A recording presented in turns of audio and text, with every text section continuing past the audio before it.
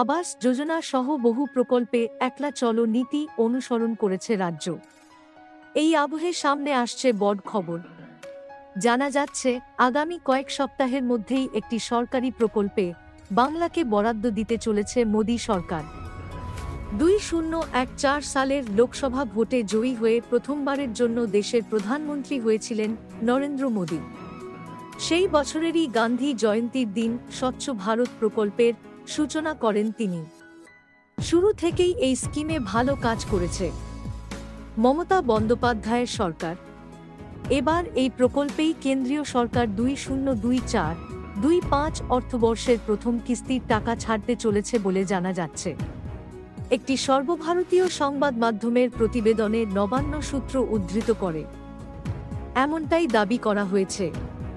স্বচ্ছ ভারত প্রকল্পের ক্ষেত্রে রাজ্যগুলির ক্ষেত্রে বেশ কয়েকটি শর্ত আরোপ করেছিল কেন্দ্র।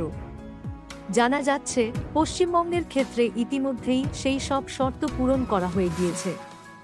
কেন্দ্রের শর্ত অনুযায়ী এই স্কিমে 8-7 টাকা খরচ করতেও সফল হয়েছে বাংলা।